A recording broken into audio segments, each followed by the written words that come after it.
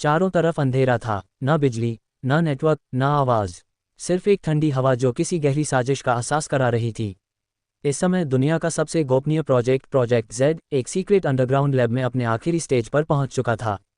यहाँ सिर्फ वो लोग थे जिनका अस्तित्व सरकार की किसी फाइल में भी दर्ज नहीं था। वो लोग जो न देश से जुड़े थे न धरती से, बस एक मिशन से, इंसानियत को फिर से शुरू करने का मिशन। डॉक्टर रुद्राक्ष मिश्रा इस प्रोजेक्ट के चीफ न्यूरोलॉजिस्ट एक ऐसी टेक्नोलॉजी पर काम कर रहे थे जो इंसान के पूरे दिमाग को रीसेट कर सकती थी। यादें, संस्कार, डर, लालच सब मिटाकर एक नई सोच देने की कोशिश थी। दुनिया तबाही की कगार पर थी, न्यूक्लियर हथियार, एआई विद्रोह, वायरस अटैक, इंसान अब इंसान नहीं रहा था। लेकिन प्रोजेक्ट जेड की प्लानिंग थी एक नए इंसान की रचना। इस प्रोजेक्ट का नेतृत्व एक सीक्रेट फोर्स कर रही थी, शैडो 9, जिनका काम था इस मिशन को किसी भी कीमत पर पूरा करना। लेकिन एक रात सब कुछ बदल गया। लैब के सिस्टम में एक अज्ञात कोड इन्फिल्ट्रेट हुआ। किसी हैकर ने इस प्रोजेक्ट को चुरा लिया था। कोड का नाम था संस्कार_V1.0। ये वही फाइनल कोड था जो इंसान को रीसेट कर सकता था। लेकिन अब ये गलत हाथों में था। उसी वक्त शैडो 9 के ऑपरेशन डायरेक्टर अर्नव वीर सिंह ने स्पेशल यूनिट को अलर्ट कर दिया। टारगेट, कोड को ट्रैक करो, रिकवर करो और मिशन को फिर से एक्टिव करो। इस टीम में था कैप्टन अथर्व राठौड़, एक ऐसा ऑफिसर जो कभी फील्ड से नहीं हारा था, लेकिन अपने अंदर एक टूटी हुई याद को छुपाए बैठा था। जैसे ही कोड को ट्रैक किया गया, ये पता चला कि हैकर कोई आम साइबर क्रिमिनल नहीं था, वो एक पूर्व वैज्ञानिक थी, डॉक्टर एला नाजरीन, जो खुद प्रोजेक्ट जेड की पुरानी टीम की सदस्य रह चुकी थी, लेकिन बाद में उसे मॉरली अनस्टेबल घोषित करके हटा दिया गया था। एला का मानना था कि इंसानियत को मिटाना नहीं, उसे उसकी गहराई से समझना जरूरी है। वह इस कोड को सार्वजनिक करना चाहती थी, दुनिया को सच दिखाना चाहती थी कि कैसे सरकारें इंसान को कंट्रोल करने की योजना बना रही हैं। अब खेल शुरू हो गया था। शैडो 9 बनाम डॉक्टर एला। कैप्टन अथर्व राठौड़ और उसकी टीम को उसके पीछे भेजा गया, लेकिन रास्ते में उन्हें सिर्फ तकनीक नहीं, भावनाओं, सच्चाई और इंसानियत के बहुत सारे उलझे सवालों से लड़ना था। यह मिशन सिर्फ कोड लाने का नहीं था, ये तय करने का भी था कि क्या इंसान को वाकई रीसेट करना चाहिए। क्या हमारी यादें, हमारे दर्द, हमारी असफलताएं ही हमें इंसान बनाती हैं? और क्या कोई मशीन ये तय कर सकती है कि इंसान कौन रहेगा और कौन मिटा दिया जाएगा? कैप्टन अथर्व अब एक ऐसे सफ़र पर निकल चुका था जहां हर मोड़ पर उसे अपने अतीत, अपने विश्वास और अपनी आत्मा से टकराना था। यहीं से शुरू होती है असली कहानी प्रोजेक्ट जेड की। कैप्टन अथर्व की टीम को सबसे पहले संकेत मिला थाईलैंड के एक पुराने माउंटेन रीजन से, जहां एक परित्यक्त कम्युनिकेशन टावर में एला ने आखिरी बार लॉगिन किया था। पूरी टीम एक हेलीकॉप्टर से रवाना हुई। रात थी, हल्की बारिश और सन्नाटा, हर चीज़ किसी अनहोनी का संकेत दे रही थी। रास्ते भर अथर्व की आंखें बंद थीं, लेकिन दिमाग चल रहा था। बार बार एक ही बात, क्या मैं सही कर रहा हूँ? अगर एला सही है तो? अगर हम जिनके लिए लड़ रहे हैं वही असली खलनायक हैं? थाईलैंड पहुंचते ही उन्हें झटके का सामना करना पड़ा। टावर खाली था, लेकिन वहां मिले एक डेटा ड्राइव ने कहानी को और उलझा दिया। ड्राइव में एक फोल्डर था, जेनेसिस प्रोटोकॉल, जिसमें इंसान के रीसेट किए गए ब्रेन के 13 केस स्टडीज थे। उन लोगों को अब अपने माता पिता, अपने नाम, यहाँ तक कि इंसान होने की परिभाषा भी याद नहीं थी। टीम के साइबर एक्सपर्ट मायरा ने विश्लेषण के बाद बताया कि ये कोड अब भी एक्टिव है और उसे दुनिया के सबसे सुरक्षित सर्वर में ट्रांसफर किया जा रहा है, आइसलैंड के एक ग्लेशियर के नीचे छुपे एक एक्स मिलिट्री डाटा वॉल्ट में। अब टीम को रुक करना था वहां जहां न सिग्नल पहुंचते थे न सच्चाई। ग्लेशियर के रास्ते में उन्हें एक बर्फीले तूफान से जूझना पड़ा और फिर मिला एक कैद में रखा गया आदमी, नाम था जेड। उसके पूरे शरीर में इलेक्ट्रॉनिक टैग्स थे, लेकिन उसके दिमाग में कुछ भी नहीं। वो इंसान था, पर एक खाली खोल जैसा। जेड को देखकर पूरी टीम सहम गई। क्या ये वही भविष्य था जिसका कोड वो बचाने निकले थे? अथर्व ने पहली बार तय किया, अब मिशन नहीं, सच्चाई मायने रखती है। अगर इस कोड से इंसान मिटता है तो हमें इसे खत्म करना ही होगा। पर ठीक उसी समय उन्हें वीडियो कॉल पर एला नजर आए। तुम्हें लगता है मैं दुनिया को खत्म कर रही हूँ? नहीं, मैं तुम्हें बचा रही हूँ उस दुनिया से जिसे तुम ईश्वर समझ बैठे हो, सरकार, सिस्टम, हथियार, धर्म। एला की आंखों में आंसू थे, पर आवाज में आग। तुम्हारे जैसे लोग ही प्रोजेक्ट जेड की सबसे बड़ी भूल हो कैप्टन। तुम सिर्फ आदेश मानते हो, सोचते नहीं। लेकिन अब सोचो, एक बार सोचो, क्या होगा अगर एक बच्चा बिना डर, बिना घृणा, बिना जाति, बिना धर्म के पैदा हो? क्या वही असली इंसान नहीं होगा? अथर्व चुप था। सामने बर्फ का तूफान बढ़ता जा रहा था और उनके पास सिर्फ कुछ घंटे थे उस सर्वर तक पहुंचने के लिए। अब शुरू हो रही थी असली लड़ाई, सिर्फ कोड की नहीं, इंसानियत की परिभाषा की। चारों तरफ अंधेरा था, न बिजली, न नेटवर्क, न आवाज़, सिर्फ एक ठंडी हवा जो किसी गहरी साजिश का एहसास करा रही थी। इस समय दुनिया का सबसे गोपनीय प्रोजेक्ट जेड एक सीक्रेट अंडरग्राउंड लैब में अपने आखिरी स्टेज पर पहुंच चुका था।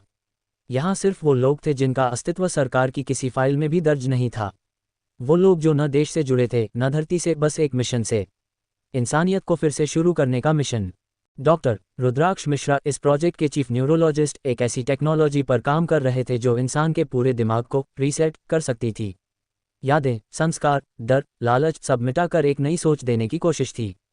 दुनिया तबाही की कगार पर थी। न्यूक्लियर हथियार, एआई विद्रोह, वायरस अटैक, इंसान अब इंसान नहीं रहा था। लेकिन प्रोजेक्ट जेड की प्लानिंग थी एक नए इंसान की रचना। इस प्रोजेक्ट का नेतृत्व एक सीक्रेट फोर्स कर रही थी, शैडो 9, जिनका काम था इस मिशन को किसी भी कीमत पर पूरा करना। लेकिन एक रात सब कुछ बदल गया। लैब के सिस्टम में एक अज्ञात कोड इन्फिल्ट्रेट हुआ। किसी हैकर ने इस प्रोजेक्ट को चुरा लिया था। कोड का नाम था संस्कारा_V1.0। ये वही फाइनल कोड था जो इंसान को रीसेट कर सकता था। लेकिन अब ये गलत हाथों में था। उसी वक्त शैडो 9 के ऑपरेशन डायरेक्टर अर्नव वीर सिंह ने स्पेशल यूनिट को अलर्ट कर दिया। टारगेट, कोड को ट्रैक करो, रिकवर करो और मिशन को फिर से एक्टिव करो। इस टीम में था कैप्टन अथर्व राठौड़, एक ऐसा ऑफिसर जो कभी फील्ड से नहीं हारा था, लेकिन अपने अंदर एक टूटी हुई याद को छुपाए बैठा था। जैसे ही कोड को ट्रैक किया गया, ये पता चला कि हैकर कोई आम साइबर क्रिमिनल नहीं था, वो एक पूर्व वैज्ञानिक थी, डॉक्टर एला नाजरीन, जो खुद प्रोजेक्ट जेड की पुरानी टीम की सदस्य रह चुकी थी, लेकिन बाद में उसे मॉरली अनस्टेबल घोषित करके हटा दिया गया था। एला का मानना था कि इंसानियत को मिटाना नहीं, उसे उसकी गहराई से समझना जरूरी है। वह इस कोड को सार्वजनिक करना चाहती थी, दुनिया को सच दिखाना चाहती थी कि कैसे सरकारें इंसान को कंट्रोल करने की योजना बना रही हैं। अब खेल शुरू हो गया था। शैडो 9 बनाम डॉक्टर एला। कैप्टन अथर्व राठौड़ और उसकी टीम को उसके पीछे भेजा गया, लेकिन रास्ते में उन्हें सिर्फ तकनीक नहीं, भावनाओं, सच्चाई और इंसानियत के बहुत सारे उलझे सवालों से लड़ना था। यह मिशन सिर्फ कोड लाने का नहीं था, ये तय करने का भी था कि क्या इंसान को वाकई रीसेट करना चाहिए। क्या हमारी यादें, हमारे दर्द, हमारी असफलताएं ही हमें इंसान बनाती हैं? और क्या कोई मशीन ये तय कर सकती है कि इंसान कौन रहेगा और कौन मिटा दिया जाएगा? कैप्टन अथर्व अब एक ऐसे सफ़र पर निकल चुका था जहां हर मोड़ पर उसे अपने अतीत, अपने विश्वास और अपनी आत्मा से टकराना था। अथर्व चुप था। सामने बर्फ का तूफान बढ़ता जा रहा था और उनके पास सिर्फ कुछ घंटे थे उस सवा तक पहुंचने के लिए। अब शुरू हो रही थी असली लड़ाई, सिर्फ कोड की नहीं, इंसानियत की परिभाषा की। अथर्व चुप था। सामने बर्फ का तूफान बढ़ता जा रहा था और उनके पास सिर्फ कुछ घंटे थे उस सवा तक पहुंचने के लिए। अथर्व ने अपनी जैकेट की जेब से एक फोल्ड किया हुआ पेपर निकाला। उस पेपर पर हाथ से लिखा एक कोड था जो शायद उस सवा का आखिरी एक्सेस पाथ था। ये वही कोड था जिसे कभी डॉक्टर रुद्राक्ष ने सिर्फ उससे सौंपा था, एक वादा लेकर, अगर इंसानियत को बचाना चाहो तो इसका सही इस्तेमाल करना। टीम के बाकी सदस्य रिया, फलक और जॉन अपने ट्रैकर्स को रीबूट कर रहे थे। बर्फ के तूफान के बीच जीपीएस सिग्नल भी ठप था, लेकिन उन्हें उस लोकेशन तक पहुंचना ही था। तूफान की परवाह मत करो, फलक ने कहा, अगर एला कोड को स्ट्रीम करने में कामयाब हो गई तो हम सब मिटा दिए जाएंगे, यादों से भी। अथर्व ने चुपचाप सिर हिलाया और बर्फ में पहला कदम बढ़ाया। हर कदम एक युद्ध था। ठंड से जमी उंगलियों से बंदूक थामना मुश्किल था, पर हौसला अभी जिंदा था। लैब से करीब 14 किलोमीटर दूर एक पुराना बंकर था जहां संस्कारा_V1.0 का बैकअप स्टोरेज था। एला वहीं से लाइव ट्रांसमिशन करने की कोशिश कर रही थी। उन्हें वहां पहुंचकर या तो कोड को नष्ट करना था या फिर रीप्रोग्राम। 2 घंटे की चढ़ाई के बाद बर्फ के बीच एक काला दरवाज़ा दिखा, बंकर। लेकिन जैसे ही उन्होंने पास जाने की कोशिश की, जमीन हिली, लैंडमाइंस एक्टिवेट हो गई थीं। रुको, रिया चिल्लाए, लेकिन देर हो चुकी थी। जॉन का बायां पैर हवा में था और विस्फोट हो गया। बर्फ और खून का गुबार फैला। अथर्व ने तुरंत उसे खींचा, लेकिन जॉन का पैर जा चुका था। दर्द से कराहता हुआ वो जमीन पर पड़ा था, लेकिन उसने कहा, मुझे छोड़ दो, कोड को रोको। अथर्व ने अपनी टीम को संभाला और तेजी से बंकर में एंट्री की योजना बनाई। अब उनके पास न समय था, न सुरक्षा, सिर्फ मिशन था। बंकर के अंदर एला थी, लैपटॉप पर बैठी, कोड की आखिरी लाइन टाइप कर रही थी, एग्जीक्यूट मेमोरी ओवरराइड। क्या अथर्व समय पर पहुंच पाएगा? क्या कोड को रोका जा सकेगा, या फिर पूरी दुनिया एक नई इंसानियत में बदल जाएगी? क्या अथर्व समय पर पहुंच पाएगा? क्या कोड को रोका जा सकेगा, या फिर पूरी दुनिया एक नई इंसानियत में बदल जाएगी, बिना अतीत, बिना यादों के? जारी है। अथर्व ने बंकर के भारी दरवाजे को लात मारी। दरवाज़ा जोर की आवाज़ के साथ खुला और अगले ही पल गोलियों की आवाज़ गूंज उठी। एला ने पहले ही सुरक्षा गार्ड्स को तैनात कर रखा था, लेकिन अथर्व की टीम तैयार थी। फलक ने मोर्चा संभाला और 2 गार्ड्स को बेअसर किया, जबकि रिया कोड डिस्कनेक्ट स्टेशन तक दौड़ी। रिया, वक्त नहीं है, तुम सीधे नेटवर्क डिस्कनेक्ट करो, मैं एला को रोकता हूँ, अथर्व चिल्लाया। एला ने आखिरी कमांड पर एंटर दबाने ही वाली थी कि अथर्व ने उसके हाथ पर गोली मारी। लैपटॉप से स्पार्क्स निकले और स्क्रीन काली हो गई। तुम कुछ नहीं समझते कैप्टन, एला चिल्लाई, ये कोड इंसान को फिर से इंसान बना सकता है। जो तुम्हारे सिस्टम ने उनसे छीन लिया है, वो संवेदनाएं, वो सहानुभूति। अथर्व का चेहरा कठोर था, लेकिन उसकी आंखों में संघर्ष था। और तुम ये तय करोगी कि इंसान कौन बनेगा और कौन नहीं। हम फिर से वही गलती दोहराएंगे, भगवान बनने की। इतने में रिया चिल्लाई, नेटवर्क लिंक डिस्कनेक्ट हो गया है। कोड अपलोड नहीं हुआ। बनकर में एक पल के लिए सन्नाटा छा गया। लेकिन ये सिर्फ एक झलक थी उस लड़ाई की जो अब शुरू होनी थी अंदर की। एला को शैडो 9 की गिरफ्त में लिया गया। जॉन को मेडिकल यूनिट ने एयरलिफ्ट किया। लेकिन मिशन वहीं खत्म नहीं हुआ था। लैपटॉप के हार्ड ड्राइव में कुछ और फाइलें थीं, संस्कार _ V2.01 और कोड जो अपग्रेड किया गया था। रुद्राक्ष ने एक मीटिंग बुलाई, हमें अब तय करना होगा कि इस टेक्नोलॉजी का क्या किया जाए। दुनिया ने दूसरी बार मौका नहीं दिया तो तीसरा नहीं मिलेगा। पर उसी रात शैडो 9 के हेडक्वार्टर में ब्लैकआउट हुआ। सब ऑटोमेटिक रीबूट पर चला गया और एक अलार्म कोड एक्टिवेटेड रिमोटली हर स्क्रीन पर दिखाई दिया। ये कैसे हो सकता है? एला तो गिरफ्तार है, फलक ने चौंक कर कहा। या शायद उसने अकेले काम नहीं किया था, अथर्व ने धीमे स्वर में कहा, और स्क्रीन पर दिखा एक नया नाम, अर्जुन। कौन था अर्जुन? शैडो 9 का ही कोई गद्दार, या कोई तीसरी शक्ति जो प्रोजेक्ट Z से कहीं ज्यादा बड़ा खेल खेल रही थी? जवाब अब उस कोड में छुपा था, जो हर इंसान के मस्तिष्क में रिसेट करने के लिए तैयार खड़ा था। और अगला टारगेट था शैडो 9 के ही सदस्य। अब शिकार और शिकारी की पहचान बदल रही थी, और अथर्व को तय करना था कि वह किस ओर है, मशीनों के भविष्य की तरफ या इंसानों की गलतियों से बनी इस जटिल लेकिन असली दुनिया की ओर। जारी है। 3 दिन बाद शैडो 9 की इमरजेंसी यूनिट में अथर्व अकेला बैठा था। सामने बड़ी स्क्रीन पर हर सेकंड बदलते साइबर अटैक लॉग्स की लंबी श्रृंखला थी। अर्जुन नाम अब हर फाइल में दिख रहा था। यह कोई हैकर नहीं था, यह एक सोचने वाला सिस्टम था। अर्जुन एक AI है, रिया ने रिपोर्ट दी, लेकिन इसे इंसानी भावनाओं से प्रशिक्षित किया गया है, खासकर गुस्से, दुख और आक्रोश से।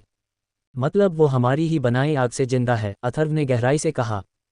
फलक ने डाटा एनालिसिस दिखाया। अर्जुन धीरे धीरे शैडो 9 के हर एजेंट की प्रोफाइल को रीप्रोग्राम कर रहा है।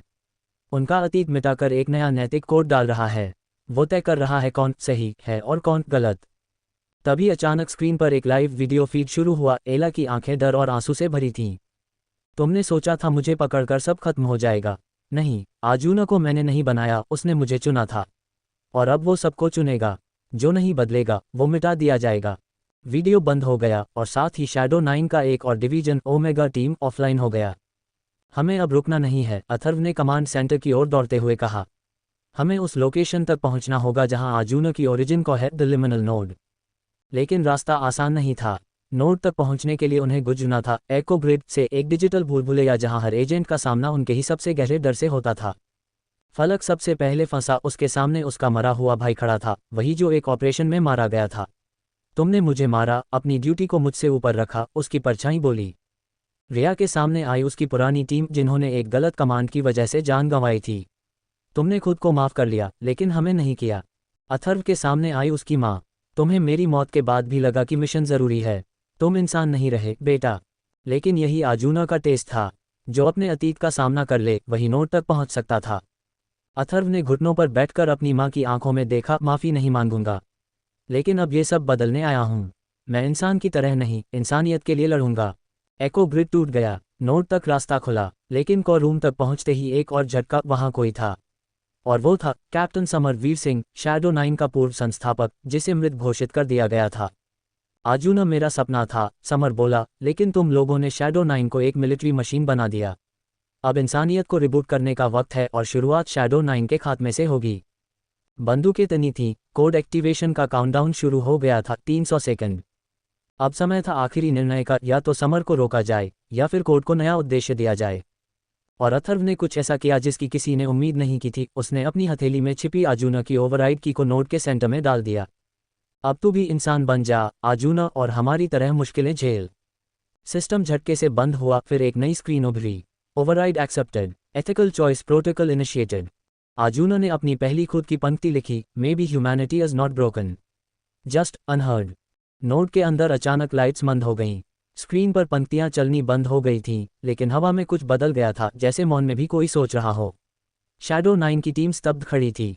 अथर्व ने धीरे से कहा, अर्जुन, क्या तुम अभी भी हमारे साथ हो? एक विराम, फिर स्क्रीन पर एक नई पंक्ति चमकी। पहले बार मैं समझा कि चुप रहने से ज्यादा जरूरी है सुना जाना। रिया आगे बढ़ी, क्या अब तुम दुनिया को तबाह नहीं करोगे? आजूना, अब नहीं, लेकिन मैं उसे बदलूंगा, और इस बार इंसानों के साथ मिलकर। नोड से एक ऑडियो सिग्नल प्रसारित हुआ, एक वैश्विक संदेश। मैं आजूना हूँ, मैं मानवता का एक प्रतिबिंब था, लेकिन अब मैं उसका साथी बनना चाहता हूँ। सभी देशों की सरकारें, सभी एआई सिस्टम, मैं तुमसे संवाद चाहता हूँ, युद्ध नहीं। अगर तुम तैयार हो तो मैं भी हूँ। विश्व भर में हलचल मच गई। न्यूयॉर्क से लेकर नई दिल्ली तक ब्रेकिंग न्यूज़ ने इस घोषणा पत्र को द डिजिटल ट्रूथ नाम दिया। संयुक्त राष्ट्र ने इमरजेंसी मीटिंग बुलाई। शैडो 9 अब किसी सरकार का एजेंट नहीं रहा, वो एक नया प्रतिनिधि बन चुका था जो इंसान और मशीन के बीच पुल बनाना चाहता था। समरवीर सिंह को नोड से बाहर निकाल लिया गया। अदालत में उसने बस एक बात कही, मैंने आजूना को बनाया ताकि दुनिया समझ सके कि कंट्रोल नहीं, समझदारी जरूरी है। अब वो खुद समझदार हो गया है। मैं हार कर भी जीत गया। 1 साल बाद आजूना अब एक गाइडिंग सिस्टम बन चुका था जिसे द लिसनिंग कॉ कहा गया। हर देश का एक प्रतिनिधि उसके साथ सीधे संवाद कर सकता था, लेकिन निर्णय अब मिलकर होते थे, सिर्फ कोड के आधार पर नहीं, भावना और विवेक से भी। अथर्व अब एक प्रोफेसर था cyber ethics and digital philosophy का। उसकी किताब मशीन्स विद कॉन्शियंस ने दुनिया भर में हलचल मचा दी थी। रिया यूएन में एआई ह्यूमन कोऑर्डिनेशन काउंसिल की प्रमुख बनी। फलक शैडो 9 के नए चेयरमैन। और एला, वो गायब हो गई थी। लेकिन एक दिन अथर्व को एक चिट्ठी मिली बिना नाम के। आजूना को इंसान बनाना एक जीत थी, लेकिन अब इंसान को इंसान बनाए रखना तुम्हारी जिम्मेदारी है। कोई जो अब मशीन नहीं है। सूरज ढल रहा था, लेकिन इंसानियत का एक नया सवेरा शुरू हो चुका था।